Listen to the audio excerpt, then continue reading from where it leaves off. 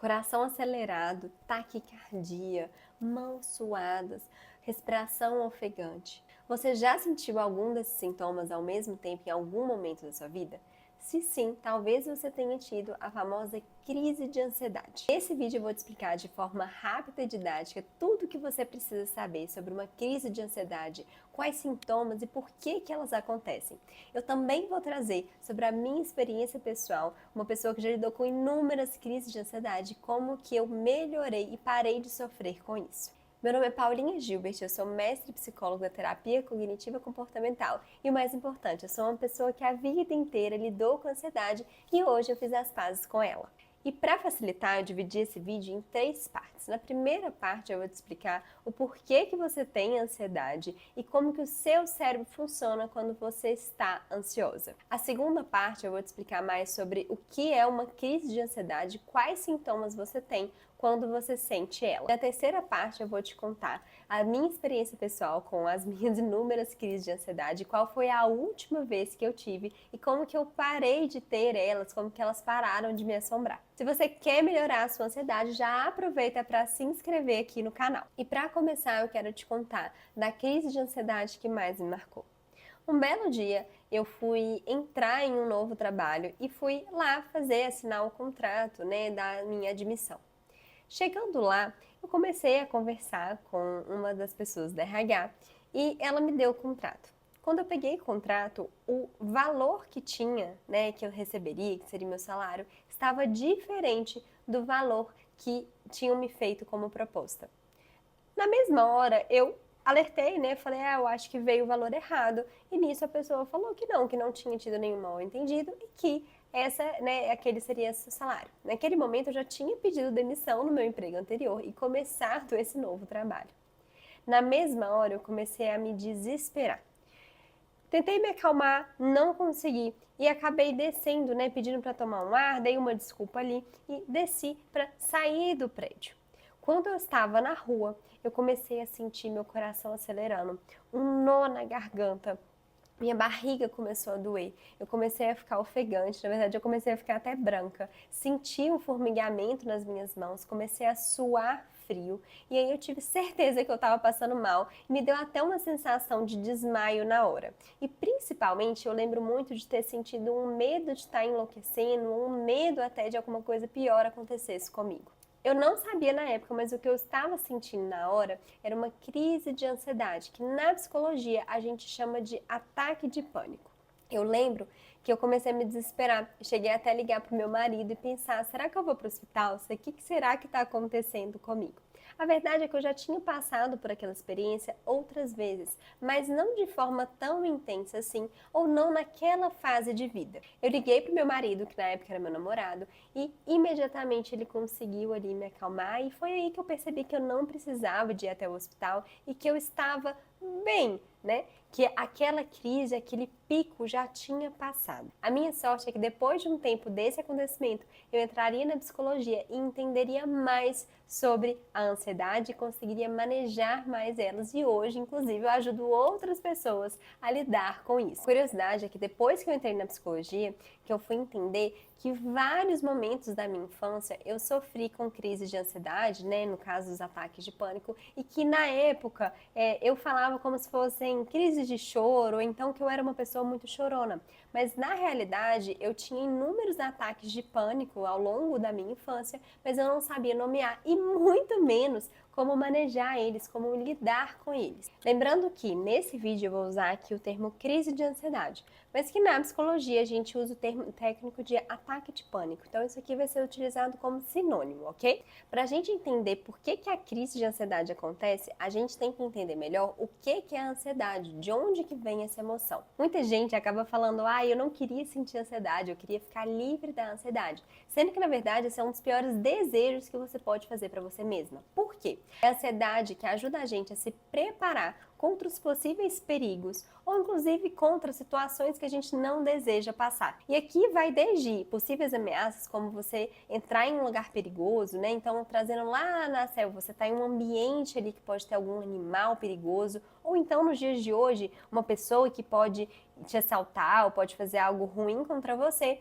E também a gente tem situações como coisas importantes para a gente, como uma prova muito importante ou um trabalho que deve ser entregue dentro do prazo. É a ansiedade que ajuda a gente a ficar em alerta e a agir para impedir com que aquele cenário ruim, aquela possível ameaça, que ela não aconteça, ou seja, que ela não coloque ali em risco a nossa sobrevivência ou coloque em risco algum plano, né, que a gente deseja para o futuro ou então algum projeto que a gente tanto espera que dê certo. O que acontece no nosso cérebro? Por que a ansiedade é tão desconfortável? Quero que você imagine que a gente tem dois interruptores no nosso cérebro.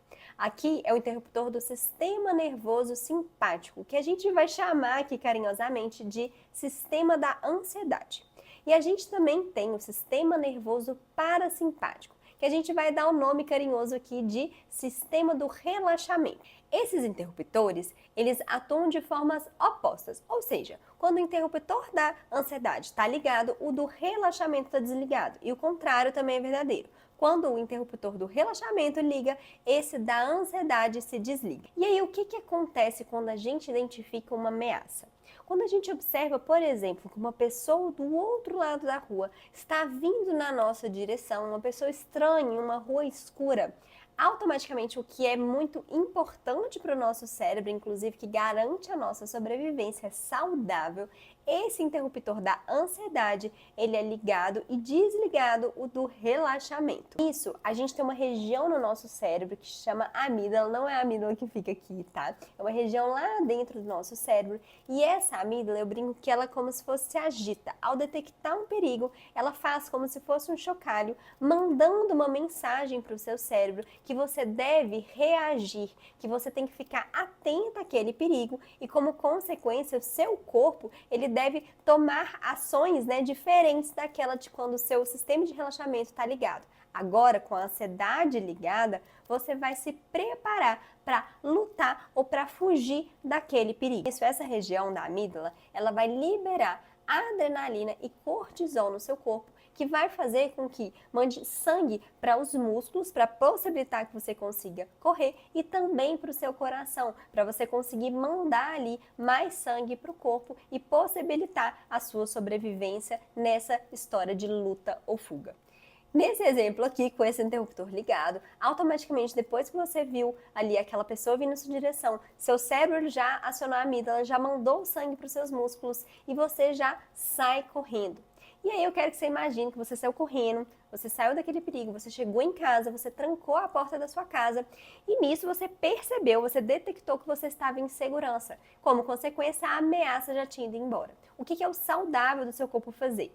Isso aqui que estava ligado, seu cérebro já interpreta que a gente pode desligar e agora acionar o sistema de relaxamento. E agora o seu corpo, né, o seu coração começa a bombear, né? Menos sangue, começa a desacelerar, os seus músculos ficam menos irrigados, né? Você começa ali a respirar de forma menos ofegante e as coisas começam a voltar ao normal. Essa cena do relaxamento é o interruptor sendo ligado e, como consequência, aquele sistema nervoso parasimpático sendo acionado. Isso que eu descrevi é um mecanismo do seu cérebro para lidar com qualquer perigo.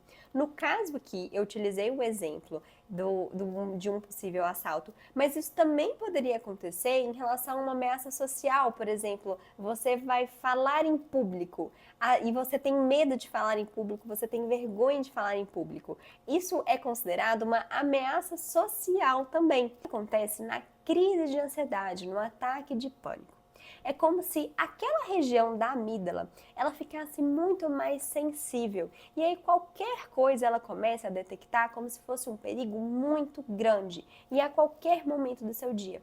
E é como se a qualquer situação ela acionasse aquele chocalho para ligar esse sistema da ansiedade. Inclusive, a gente tem dois tipos de crise de ansiedade. Aquela que a gente chama de crise de ansiedade, ataque de pânico esperado, que é quando alguma situação desencadeou. Então, por exemplo, no meu caso, aquela situação de eu ver ali, né, que a proposta estava diferente, que talvez aquela experiência que eu teria, né, veio na minha cabeça que a experiência que eu teria naquele trabalho não seria como eu imaginava. Aquilo ali me desencadeou uma crise de ansiedade, né, e acionou ali o meu sistema da ansiedade ansiedade. O outro tipo é o ataque de pânico inesperado, que acontece do nada. Você não tem uma ameaça iminente, às vezes você nem percebe que você está pensando em alguma coisa. Muitas vezes, inclusive, eles podem acontecer à noite, que é o que a gente chama de ataque de pânico noturno, e de repente você começa a sentir esses sintomas. Muitas vezes é justamente porque aquela região que detecta as ameaças que acontecem no seu dia a dia, ela está muito mais sensível. Qualquer coisinha, ela já é acionada. E quais são os sintomas? O primeiro sintoma é a palpitação ou ataque cardíaco. E isso acontece porque o seu coração precisa aumentar a frequência cardíaca para mandar mais sangue para os seus músculos. E o segundo sintoma é a sudorese. Você começa a suar porque o seu corpo está tentando regular a sua temperatura. E o terceiro sintoma são os tremores. Você começa a tremer porque o seu corpo está ali com uma inundação de adrenalina e cortisol nele. E o quarto sintoma é a sensação de falta de ar ou sufocamento. Aqui o seu corpo está recebendo uma quantidade muito grande de oxigênio e nisso pode ser que dê essa sensação de que falta ar, que na minha opinião é uma das mais difíceis de sentir. E o quinto sintoma é a sensação de asfixia, que é justamente por conta dessa troca gasosa que está acontecendo ali no seu corpo. O sexto sintoma é a dor no tórax. Você começa a sentir uma dor aqui nessa região, porque o corpo está fazendo ali um processo de respiração diferente daquele que você está acostumado. E o sétimo sintoma são as náuseas ou desconforto abdominal. E eles acontecem justamente porque os seus músculos que estão recebendo mais sangue, e nisso acontece ali uma diferença nessa região do abdômen. E o oitavo sintoma são as tonturas, instabilidade ou desmaio. Isso porque você está com uma diferença ali no fluxo sanguíneo. Lembrando aqui que os desmaios são bem raros, podem acontecer, mas são raros justamente porque o seu corpo também tenta adaptar ali em termos de pressão. O nono sintoma são os calafrios ou as ondas de calor. No caso dos calafrios, eles acontecem por conta do sangue estar indo direto ali para os músculos. E na onda de calor, eles acontecem por conta, do seu corpo estar tentando abrir ali os vasos periféricos. O décimo sintoma é aquela sensação de formigamento, que acontece por conta dessa mudança ali do fluxo sanguíneo. E o 11º sintoma é a despersonalização e a desrealização. A despersonalização é como se a pessoa ela fosse um observador externo daquilo ali que está acontecendo, ela não se sentisse ela mesma. E a desrealização é quando a pessoa ela sente que as coisas que estão acontecendo ao redor dela não são reais, ela tem um estranhamento ali. Normalmente são sintomas que assustam muitas pessoas, mas eles acontecem porque você tem ali uma ativação muito forte desse sistema nervoso simpático e isso é uma forma do cérebro te proteger dessa sensação, de ameaça muito grande. É como se fosse uma forma de defesa para você se desconectar de uma situação que está sendo ali percebida como algo muito ruim ou muito difícil. E o sintoma número 12 é o medo de perder o controle ou de enlouquecer. E o 13 é justamente o medo de morrer. Eles acontecem porque a gente tem uma combinação ali de vários sintomas físicos que são extremamente desconfortáveis, fazendo com que a gente interprete que tem algo de errado com a gente, com a nossa mente, ou que algo de ruim vai acontecer no futuro. Uma curiosidade é que muitas pessoas chegam, inclusive, no pronto-socorro achando que estão infartando ou que estão morrendo, sendo que, na realidade, elas estão diante de um ataque de pânico. E quem classifica se você está tendo um ataque de pânico ou não, normalmente é um psicólogo ou um médico, principalmente os psiquiatras, e você precisa de ter mais de 4 desses 13 sintomas que eu citei. E hoje, depois de ter cursado psicologia, eu comecei a perceber os vários sintomas que eu tinha quando eu era mais nova e que eu não sabia dar nome. Eu citava como se tudo fosse uma crise de choro e fosse por conta do meu choro que eu estivesse sentindo aquilo. Sendo que, na verdade, era justamente porque esse sistema meu de ansiedade, ele estava muito acionado e ele era muito sensível, o que desencadeava diversas crises, tanto esperadas quanto inesperadas também. Se acontecia de eu ir mal na escola, ou então de alguém me chamar a atenção, que isso já me desencadeava uma crise esperada por conta dessa situação. E às vezes eu tinha no meio da noite coisas que eu achava, que eram pesadelos, mas na verdade era o famoso ataque de pânico noturno, que era do nada, quando eu ia perceber eu já estava ali entrando em crise e não sabia o que fazer. As 3 coisas que mais me ajudaram a ter menos crises de ansiedade. A primeira coisa é naturalizar e entender que isso é um processo do corpo reagindo ao que a gente está interpretando como uma ameaça. E que eu não iria morrer e que aquilo ali era extremamente desconfortável, mas que ele ele era só uma reação do corpo para lidar ali com essa ameaça. A segunda coisa que você precisa saber é que esses sintomas, eles podem até ser horríveis de serem sentidos, mas eles não matam. Você não vai morrer por conta disso, por mais que você tenha esse medo que apareça ali na sua cabeça. Eu brinco que eles são como se fossem visitas indesejadas, que você vem, essa pessoa chega, né? No caso aqui, os sintomas de ansiedade chegam, né? Você quer que essa visita vá embora, você quer que ela saia correndo e você quer ficar sem ela.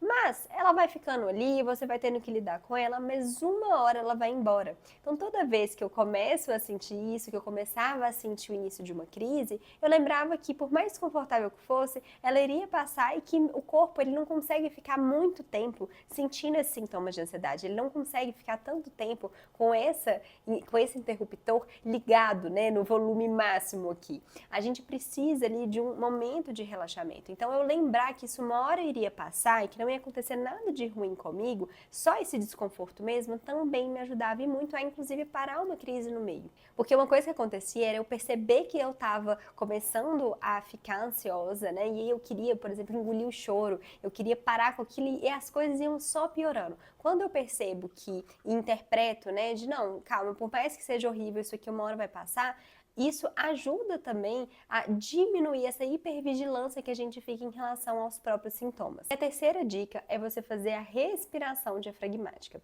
A respiração diafragmática, a gente utiliza isso e ela é muito validada cientificamente, é como se fosse uma respiração que força ali esse sistema, né, esse interruptor do relaxamento, né, que é o sistema nervoso parasimpático, ser ativado. Então, quando a gente faz essa respiração, é como se a gente mandasse uma mensagem para o nosso cérebro falando, tá tudo bem, pode relaxar, a gente pode diminuir o interruptor de ansiedade e acionar o contrário a ele. E como que essa respiração funciona?